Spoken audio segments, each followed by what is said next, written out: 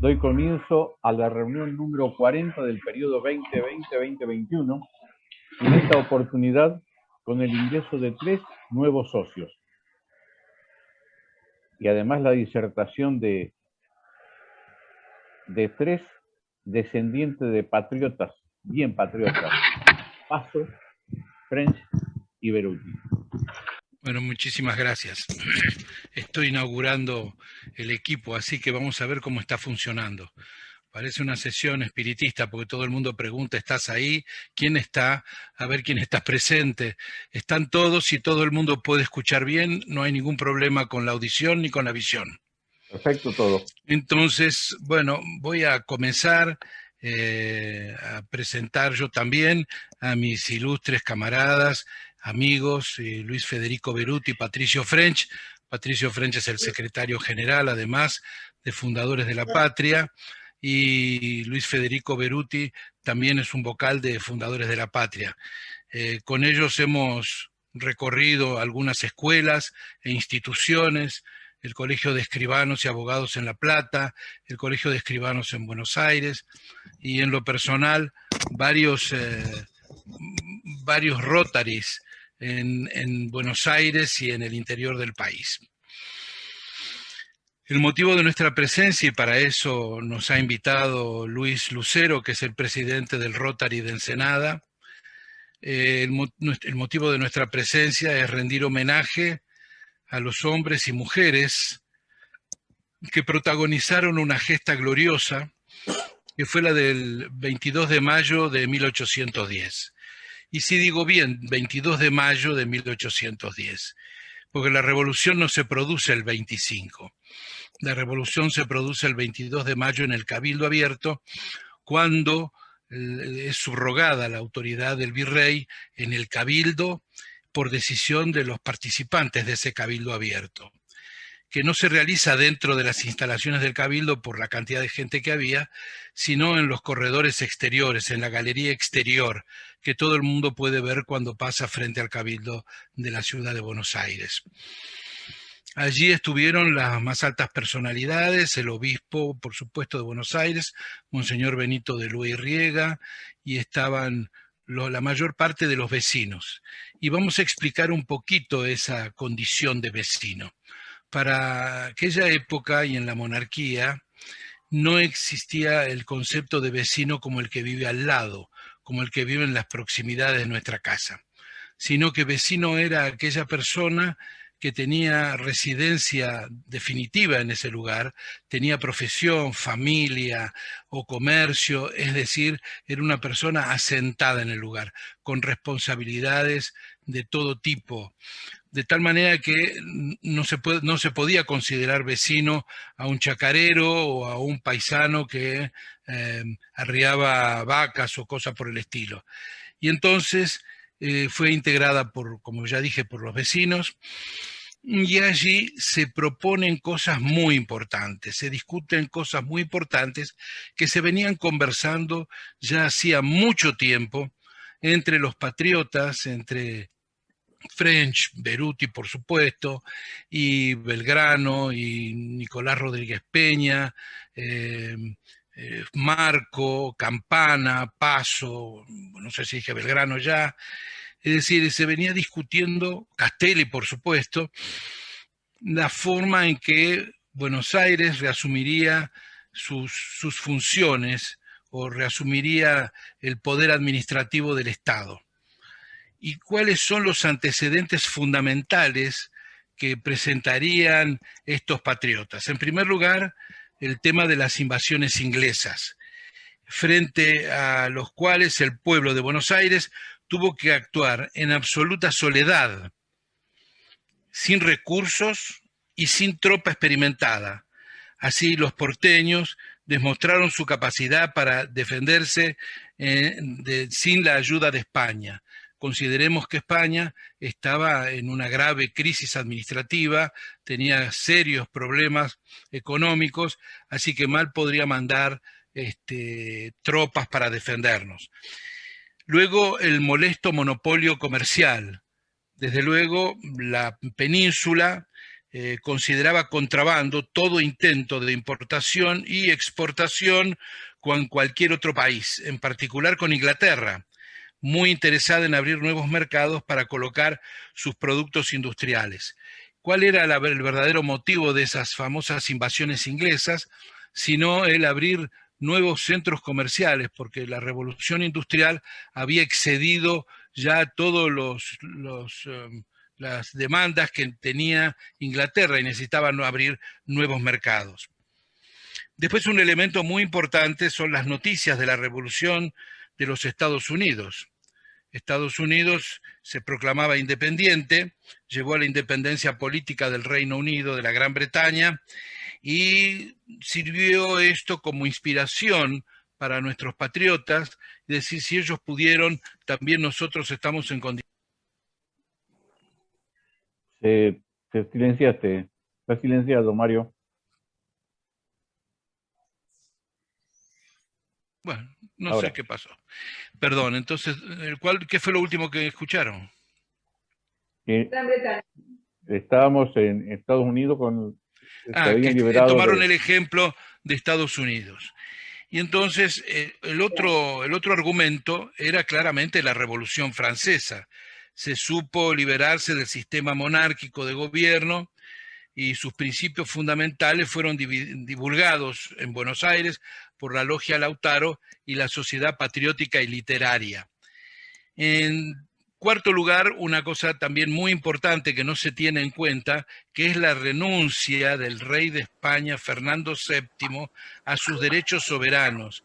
Es decir, cuando todo el mundo dice o piensa que Fernando VII fue puesto preso, encadenado, llevado a un lugar lejano, no es lo correcto. Fernando VII y el padre abdican. Hay un micrófono abierto. Perdón, hay un micrófono abierto. Perdón, Mario, voy a silenciar a todos. Bueno. Ahora sí, volvete a conectar. Muy bien. Y entonces el tema de Fernando VII y el padre, que eran dos inútiles, llevaron a Napoleón Bonaparte a decidir invadir la península ibérica. Quería para sí tanto España como Portugal. Y Fernando VII, cuando vio el poderoso ejército y el empeño de Napoleón, decidió no presentar batalla y abdicar en favor de él con todos sus derechos soberanos. ¿Y cuáles eran los derechos soberanos que nos importaban más a nosotros? Porque Fernando VII tenía en su bolsillo un pañuelo, 5 duros y las colonias en América. Eran de su propiedad, no eran propiedad de los españoles. Las 4 bulas interquetera, lo que resta de Alejandro VI, pues esas bulas fueron para donarle al rey de España y al rey de Portugal los derechos sobre las nuevas tierras. De tal manera que con este argumento, con esta situación, Castelli plantea claramente en el Cabildo Abierto del 22 de mayo que gracias a que el rey abdicó de sus derechos soberanos, esa soberanía debería revertir al pueblo, debería regresar a la ciudadanía. Así que con estos antecedentes, bueno, ya lo dije, Vieites, Castelli, Rodríguez Peña, Belgrano, Martín Rodríguez, Paso, Marco, French, Beruti, etcétera, y muchos otros jóvenes en aquella época, jóvenes todos menos Cornelio de Saavedra y Juan José Paso y Ascuénaga, que ya eran viejos, tenían 52 años, 53 años, en aquella época era mucha edad, y así era llamado Juan José, el viejo Paso, decidieron plantear que el virrey debía dejar su cargo para formar una junta de gobierno criolla, una junta de gobierno nativa.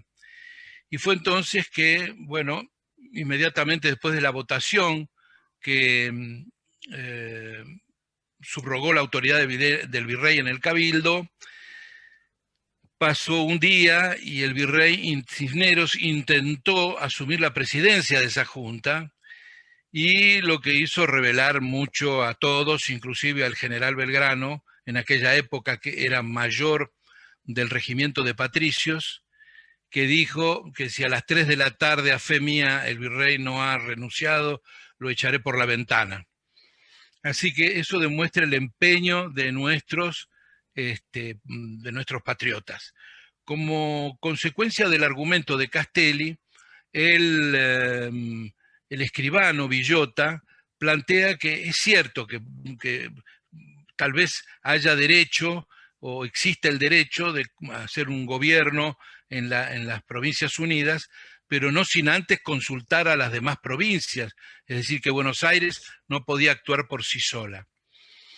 Y entonces, definitivamente, lo tuvieron que mandar al ruedo, como ellos dicen, como los historiadores dicen, al viejo Paso, que rebatió al escribano Villota diciéndole que si bien era verdad que había que consultar a las demás provincias, no era menos importante el peligro que estábamos corriendo con Napoleón avanzando sobre la península ibérica y que debíamos formar una junta. Y Buenos Aires, como hermana mayor, debía asumir esa responsabilidad. Ese principio, ese instrumento jurídico se llamó la negociorum gestorum, es decir, la gestión de los negocios, donde el hermano mayor en una familia decide tomar las riendas de la conducción de la casa al referéndum de aquello que los hermanos vinieran a decidir a posteriori. Dos cosas muy importantes tuvo la Revolución de Mayo. La primera es que fue una vez y para siempre. A diferencia de las otras revoluciones que para la misma época se habían establecido desde Quito por toda América, se había invadido por toda América hispánica, todas tuvieron que dar marcha atrás y hacerse nuevamente. En cambio, la de Buenos Aires no tuvo esa característica y una vez hecha fue una vez y para siempre. Y la segunda característica es que fue una revolución incruenta, es decir, no hubo derramamiento de sangre, fue una cuestión entre civiles y los habitantes de Buenos Aires. Es que hay dos épicas en nuestra historia. Hay una épica civil y hay una épica militar. De la épica militar todo el mundo sabe bastante. Todo el mundo sabe de San Martín, todo el mundo sabe de Belgrano, sabe de Güemes, en fin, y de los grandes generales de nuestra historia, Lavalle, bueno, qué sé yo, Lavarría, Olazábal, Las Heras, todos esos grandes generales que tuvieron un desempeño heroico y que gracias a ellos pudimos conquistar la libertad. Pero también hay una épica civil de la que muy poca gente habla y los historiadores se dedican poco.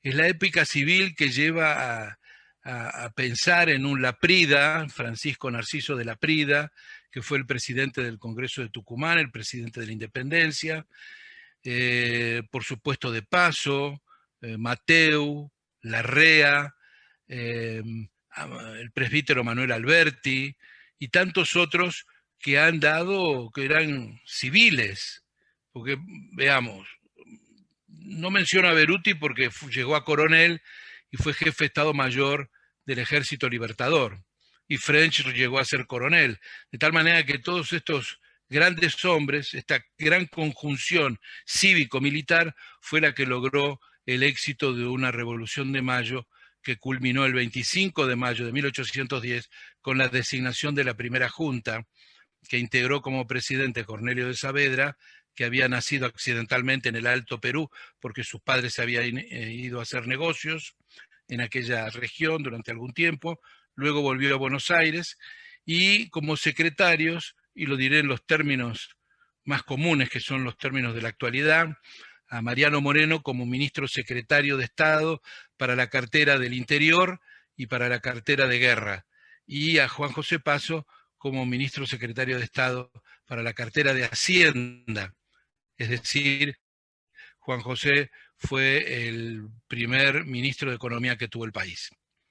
Así que con esto redondeo. Se pueden hacer más, pero sería muy interesante escuchar a mis queridos colegas Patricio French y Luis Federico Beruti, qué es lo que tienen que decir sobre el tema, y tengan en cuenta que me gustaría muchísimo, si alguien tiene alguna pregunta, que con muchísimo gusto estamos a disposición.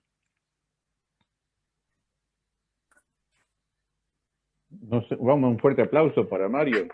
No. Excelente el tuyo, buenísimo. No sé quién va a seguir.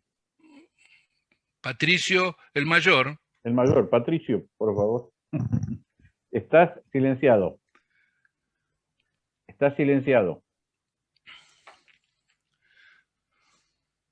Hacerle así porque no debe oír. No se escucha. Luis Federico, ¿estás escuchando? No.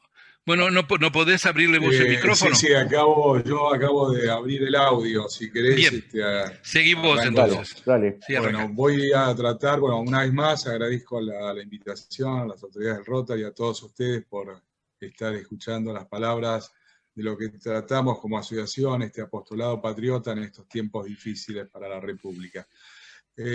Tomando un poco lo que Mario mencionaba, de esa épica civil, esa épica militar, tenemos muchos próceres que estuvieron un poco en la épica civil y en la épica militar, ya que no eran militares de carrera, tal es el caso de Antonio Luis Beruti. Cuando se produce la Revolución de Mayo, pese a alguna experiencia militar o poco o nada con su actuación en las invasiones inglesas, todavía no había cumplido los 38 años, le toca intervenir en esas jornadas decisivas junto a Domingo French. En aquel momento, un dato que Mario menciona, cuando hay incertidumbre en la noche del 24 al 25 de mayo, una vez producida la histórica jornada del 22, ese cabildo abierto del 22 de mayo, y al encontrarse después que el virrey continuaba, parecía como la novela que algunos habremos visto de Gato Pardo, cambiar todo para que nada cambie, seguía al frente, se encuentran los patriotas como traicionados, se reúnen ahí una gran indecisión, qué es lo que va a suceder. Ahí es cuando Manuel Belgrano, en aquel momento mayor del regimiento de infantería del Uno Grande de Patricios, dice, si esto no se resuelve, yo lo voy a sacar al virrey, y hasta hay anécdotas que menciona que lo va a tirar por la ventana. Había varias listas dando vueltas, hasta que en un momento, y esto lo cita Tomás Guido, el amigo de San Martín, en los papeles, en sus memorias, el prócer Antonio Luis Beruti agarra papel y lápiz y redacta la lista y los nombres de los miembros de la primera junta, ya que muchos no querían aceptar. Por eso es que a veces hay quienes lo mencionan como el primer elector de la libertad o el primer elector de la nación. Ese es un punto. El tema de la vida del prócer es vastísimo. Cuando hablo de ese ensamble entre la épica civil y la épica militar, tiene un gran acercamiento, un gran trato con el general José de San Martín, que en algunas cartas lo menciona Joseph, así lo nombra. Cuando se produce el combate de San Lorenzo, el 3 de febrero de 1813, él era el teniente gobernador, como si fuera el gobernador de Santa Fe en ese momento. Y es el que le toca enviar los cirujanos que van a asistir a los heridos del combate y hacen una logística impresionante para que lleguen todo esto a través de intercambio también de correspondencia con el cura que estaba en San Lorenzo y los curas que estaban en Santa Fe. Y en menos de media hora se organiza todo esto y al día siguiente ya estaban yendo con todo el abastecimiento para auxiliar al general San Martín, mandando también al teniente de granaderos Manuel Hidalgo y asimismo 33 o 30 blandengues bien pertrechados. Bueno, ese es un aspecto que por ahí se desconoce, que le toca actuar como con responsabilidad civil. Al año siguiente, y voy a tratar un poquito de abreviar porque si no nos llevaría mucho tiempo, es teniente gobernador en Tucumán. Después se lo designa comisario general de prisioneros, porque a pesar que eran bravos, French y Beruti no es la imagen que tenemos de la revista Villiquen repartiendo escarapelas, sino que eran de armas llevar, tumultuosos, indisciplinados, o sea que a San Martín le toca también a estos bravos poder encauzarlo. Pero era un hombre de muy buen corazón, ¿no? Entonces se lo nombran a cargo de los distintos prisioneros que el ejército patriota iba capturando para velar por su bienestar. Eso sucede antes de que finalmente el propio San Martín, con quien tenía trato, y sin hablar de la experiencia previa del Regimiento América, bueno, la Legión Infernal, los Chisperos, bueno, esto todo lo vamos pasando, llega a convocarlo, lo designa ya con el grado de coronel, segundo jefe del Estado Mayor. Le toca participar en la batalla de Chacabuco. En determinado momento el ímpetu de Bernardo O'Higgins, que cuando las órdenes del general San Martín era esperar a la división de Soler y atacar juntos, él viendo al enemigo con su ímpetu ataca y no espera la llegada de Soler, con lo cual, adelantadas las fuerzas realistas, esto le provoca tener que retroceder. San Martín, viendo esto, pide que lo secunde su Estado Mayor, y entre ellos está Antonio Luis Beruti, llamado en algún momento como Coronel de la Libertad.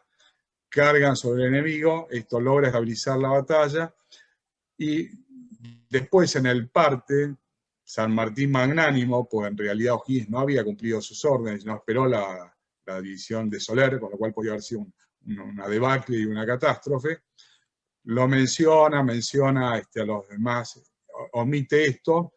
Sí, se consideraba a O'Higgins, esto a los hermanos de la República de China, lo podemos decir, que tenía un valor temerario, pero era falto de visión estratégica. Pero eso no quedó consignado en el parte de la batalla de Chacabuco, y sí se lo menciona especialmente a Antonio Luis Beruti por haberlo secundado en la acción y haber cumplido con mis órdenes, que era restablecer. Bueno, esto demuestra también que muchos civiles, esta parte sanmartiniana de Beruti se desconoce, después no participa en la batalla de Maipo o Maipú, vuelve a Mendoza, sí creo que hay una referencia de Cancha Rayada, vuelve a Mendoza, ahí había conocido a una joven cuyana, Mercedes Ortiz y Correa, 20 años menor, que hoy en día, en esa época, era muy común, y hoy en día parece que también es común, por lo último que uno lee, que a veces uno jocosamente también lo dice. Bueno, la realidad es que contrae matrimonio con Mercedes Ortiz y Correa, y se enamora de Cuyo, era porteño, nacido acá en Buenos Aires, a pesar de que sus padres habían venido de España. Tenemos también como anécdota siempre con Mario, porque a él lo ponen con una S y a los Beruti los ponen con 2 T, hasta en un pueblo que está muy cerca de Trenquelauquen ha habido toda una discusión si era con 2 T o con una T, y bueno, ahora se definió que es con una T, pese a que los amigos del círculo italiano y todo dicen en algún momento fue con 2 T y se la sacaron. Bueno, eso queda para la anécdota. Finalmente, yendo a Cuyo, casado con Mercedes Ortiz y Correa, también le toca participar en las guerras civiles. Antonio Luis Beruti se enrola en el bando unitario, cuando le toca ser diputado y vicepresidente de la legislatura de Mendoza, ahí tiene una actuación civil, fue secretario de guerra también. Cuando llega el general Gregorio Arauz de la Madrid, después del triunfo de los unitarios en Angaco, toma ahí la gobernación.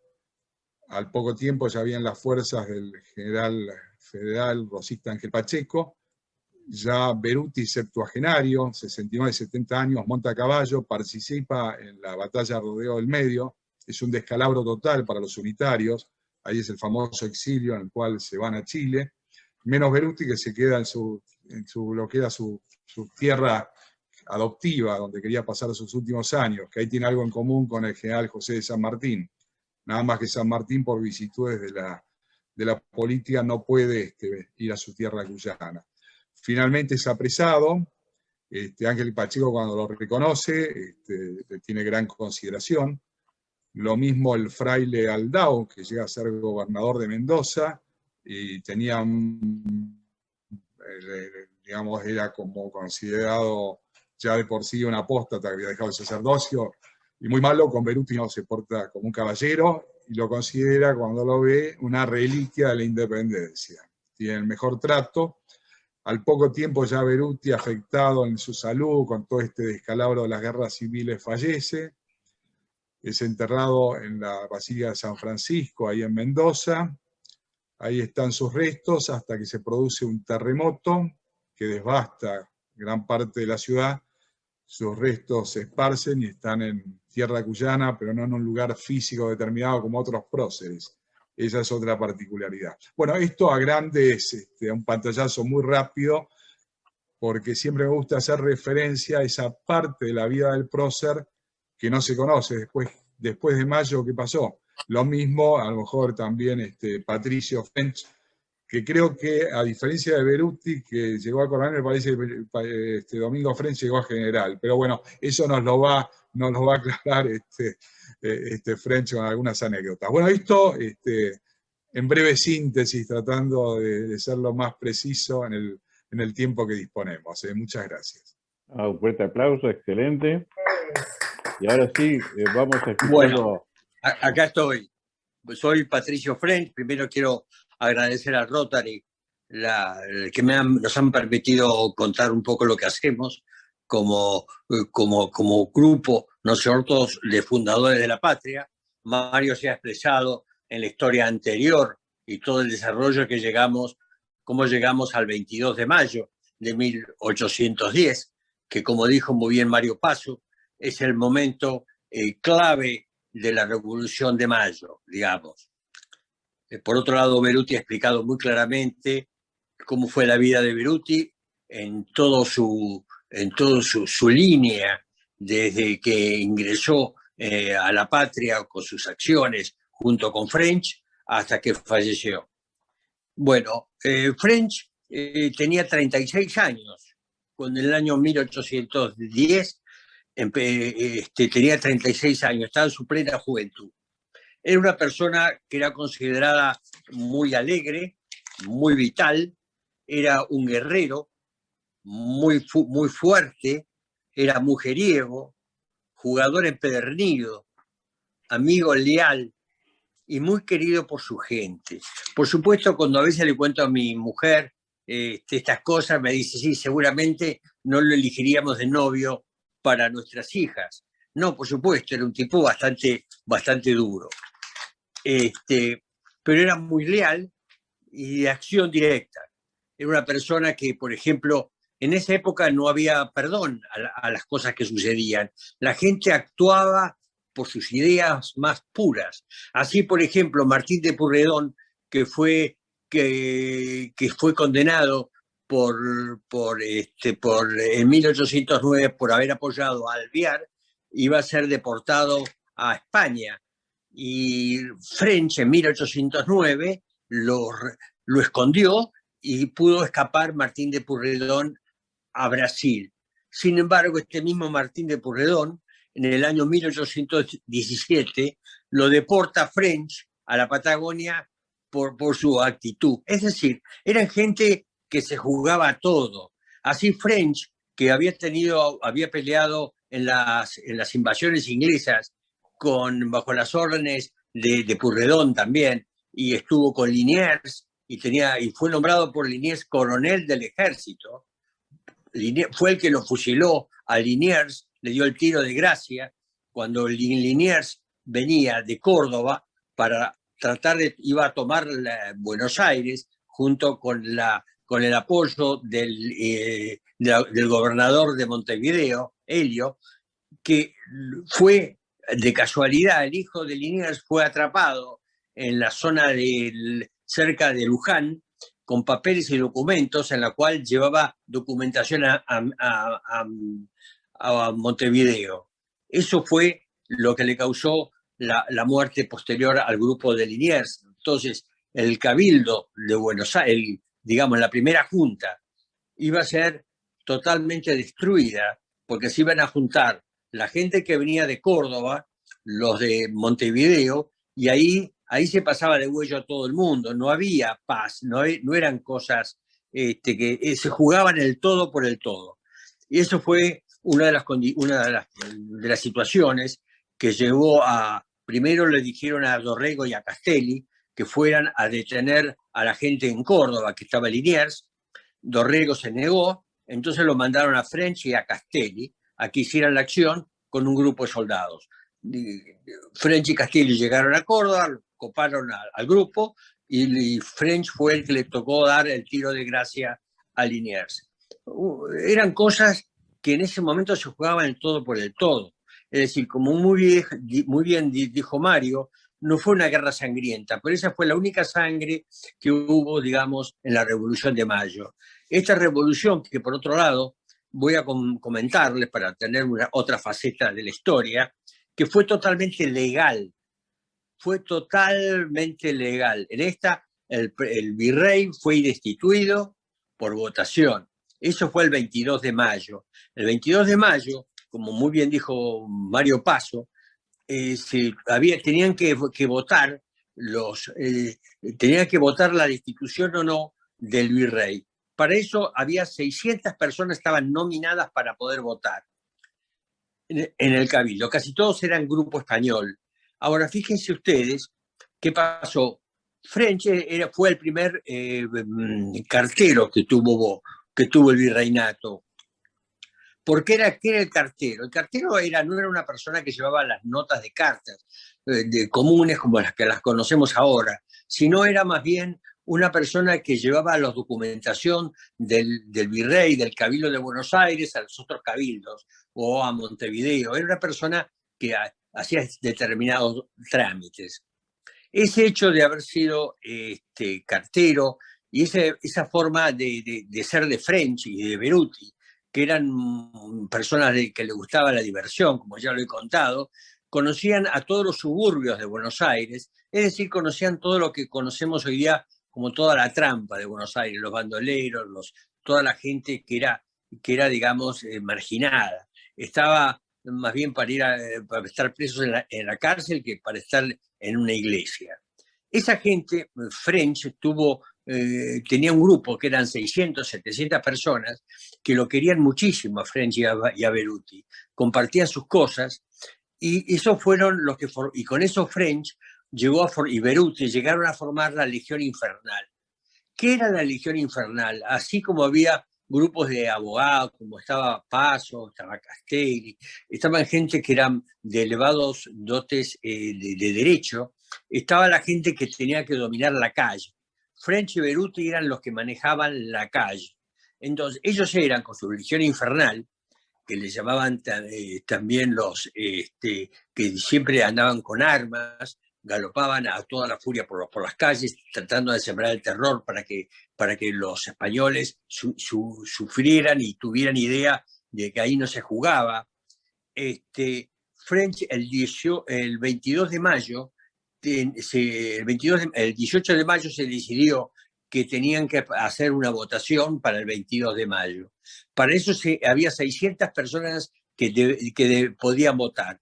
De las 600 personas que podían votar, French, el grupo de French y Beruti, repartió 450 invitaciones. Es decir, seguramente sacaron 150 votos que no convenía repartir, y de los 450 había que limitar la gente que entrara a la plaza. Entonces, ¿cómo era la forma de limitarlos? En esa época no había documentos de identidad. Entonces ahí fue el asunto de la escarapela.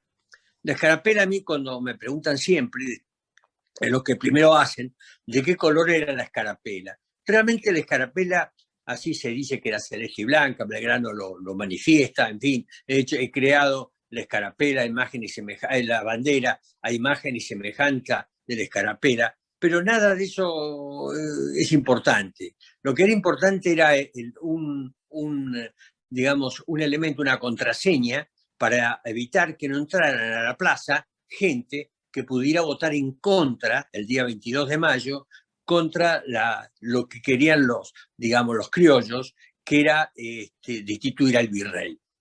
Entonces, como conté recién, de los 600 personas que estaban posibles invitados, se repartieron 450 invitaciones. De esas 450 invitaciones, solamente penetraron 250 personas al cabildo. De las 250 personas que entraban al cabildo, cuando votaron, llegaron a ser 162, votaron en contra del virrey y 61 votaron a favor. Fíjense ustedes, hay una cosa interesante, cuando ustedes vengan al Cabildo, alguien, fíjense que hay un cuadro en el primer piso del Cabildo, que es un cuadro pintado por un pintor chileno, Subarcazú, que es un cuadro muy grande, tiene 4 metros por 3 metros de alto. En ese cuadro se ve perfectamente todo lo que sucedió en el 22 de mayo.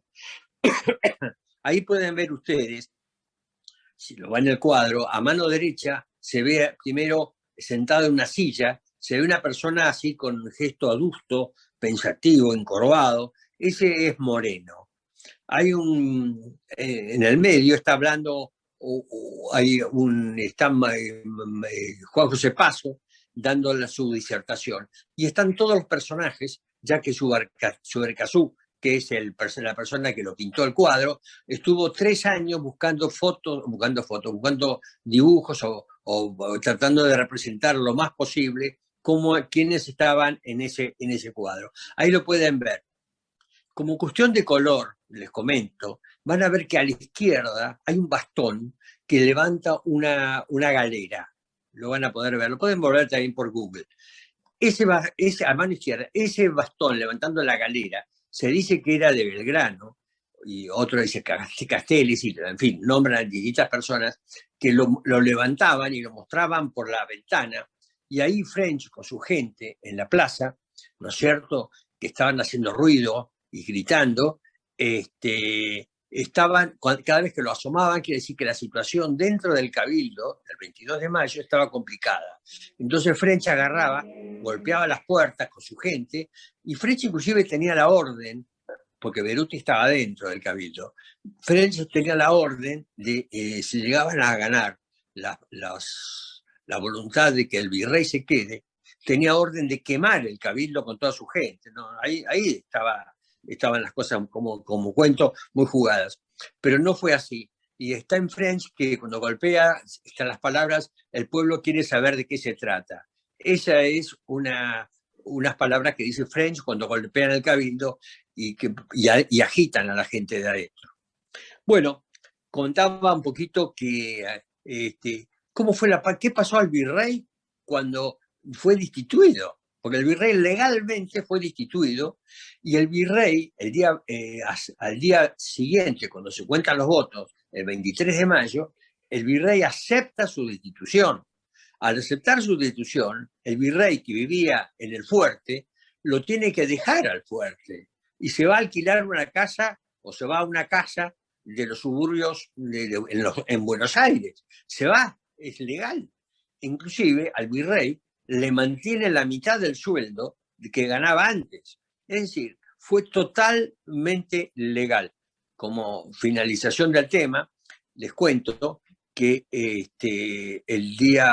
cuando va el virrey, el 28 de mayo, que tiene que jurar que acepta la nueva junta, porque el virrey tiene que aceptar la nueva junta, ahí parece que fueron con una actitud bastante soberbia y displicente, fueron limándose las uñas, dicen que iban con escarbadientes mondando los dientes, y había una persona particularmente molesta, me parece que era, porque los que tuvieron que jurar ahí eran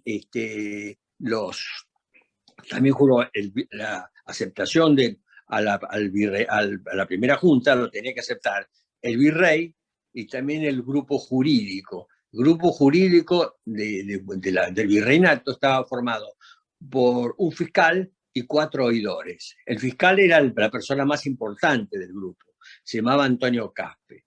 Este Antonio Caspe parece que era particularmente molesto y particularmente displicente y desagradable cuando juró aceptación. Tal es así, eso fue el 28 de mayo. El 10 de junio, es decir, 12 días después, este señor Caspe fue visitado en su casa por un grupo de gente que estaba cubierto con la cabeza y protegido por 2 soldados. Es decir, tenía, digamos, el apoyo, ese grupo, de la primera junta. Y le dieron una paliza a este Caspe. Parece que lo castigaron, lo golpearon fuerte. Y ahí lo dejaron. Es así, y termino con el virrey, que el virrey el 20 de junio, 25 de junio, es llamado por la gente por Castelli, y lo llama y se tiene que presentar al fuerte. Cuando se presentan al fuerte, se presenta el juez, el virrey, perdón, se presentan la parte jurídica con Antonio Caspe, con los oidores. Ahí, como estaban vestidos, le dicen, bueno, sé que han tenido problemas ahí por su seguridad, ahora mismo se suben a una volanta que tenemos en la puerta y se van a un barco que está estacionado en el puerto de Buenos Aires, una goleta inglesa, y lo lleva directamente a Canarias. Es decir, los tipos los mandaron a Canarias, pero lo hacemos para protegerlos, porque no hay seguridad de la vida de ustedes. Fíjense lo que le pasó al señor Caspe, Antonio Caspe. Entonces, y así fue como se fue el virrey, se fue a Canarias, 60 días de viaje, y cuando llegó a Canarias, por supuesto, quiso volver a Buenos Aires con tropas y demás cosas, pero distintas circunstancias hicieron que eso no pudiera ser. Bueno, un poco esa es la historia, digamos, de la parte legal.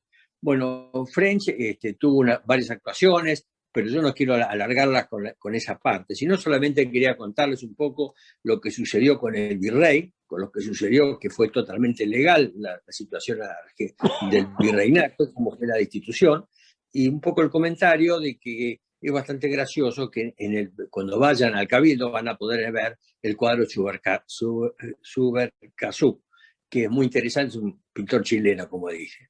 Bueno, más o menos esos son los grandes rasgos. No sé si quiere hacer una pregunta en particular a nosotros. Estamos a disposición.